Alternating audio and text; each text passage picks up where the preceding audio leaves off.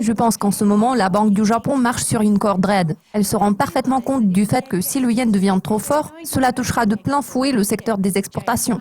James Erchik, FX Empire.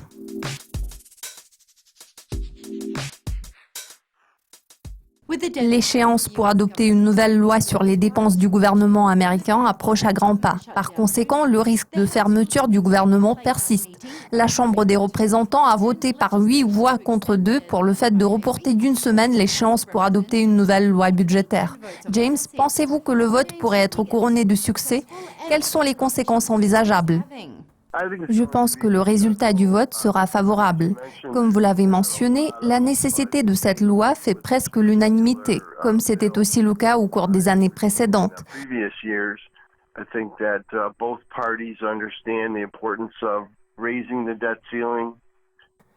Je pense que les deux partis comprennent la nécessité de relever le plafond de la dette. Sans aucun doute, les législateurs n'ont aucun intérêt de balayer ce problème sous le tapis. Le pays a également des réserves, les flux de trésorerie sont importants, la saison des impôts vient tout juste de se terminer. Je pense qu'il n'y a pas d'urgence particulière, contrairement aux années précédentes. Donc, tout porte à croire que ce retard d'une semaine leur offrira du temps pour générer un plan solide qui sera mis en œuvre plus tard.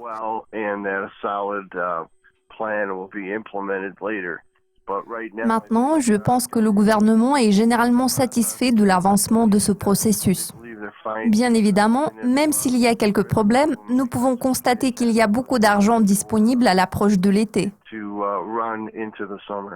La semaine passée, Marine Le Pen s'est mise en congé de la présidence du Front National, ce qui représente une démarche à la fois symbolique et stratégique. Bien que les sondages d'opinion esquissent une victoire d'Emmanuel Macron, sa cote de popularité a récemment baissé. Pensez-vous qu'il faille faire confiance aux sondages malgré leur récente perte de crédibilité ? Je pense que cette fois-ci, nous pouvons faire confiance aux sondages. Le résultat du premier tour des élections est apparu conforme aux données des sondages. Nous avons observé une évolution de la cote de popularité de Marine Le Pen une semaine avant le premier tour, mais je pense que cela est principalement attribuable à l'attaque terroriste. Il faut garder à l'esprit que ce genre d'événement joue en faveur de son score. Pour l'instant, il semblerait que tout soit déjà joué. Je ne prévois pas de surprise majeure de ce côté-là. Bien sûr, les marchés deviendront nerveux si l'écart entre les deux candidats se resserre. Il se peut qu'il soit au coude à coude, l'écart étant inférieur à 10%. À l'heure actuelle, il me semble qu'il s'agit d'un non-événement, vu la réaction initiale du marché des changes et du marché de l'or au résultat du premier tour. Je pense que cette fois-ci, les sondages ne se trompent pas.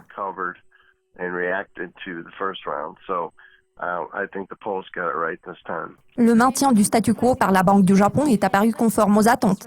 Les taux directeurs ont été maintenus à moins 0,1%. En revanche, la Banque centrale a révisé à la hausse ses prévisions de croissance, laissant entrevoir un rythme d'1,6% pour l'exercice 2017 contre les 1,5% initialement prévus, et ce, grâce à une accélération des exportations. Pensez-vous que ce chiffre soit réaliste ? En ce qui concerne la croissance économique, je pense qu'en ce moment, la Banque du Japon marche sur une corde raide. Elle se rend parfaitement compte du fait que si le yen devient trop fort, cela touchera de plein fouet le secteur des exportations. En revanche, tant que les exportations poursuivent leur croissance, la croissance économique s'accélère. Nous pouvons en déduire que ces perspectives de croissance peuvent être jugées réalistes. La Banque du Japon n'avait pas d'autre choix que de réviser à la hausse ses prévisions de croissance compte tenu d'une accélération des exportations. En toute logique, cela devrait aboutir à une accélération du rythme de croissance.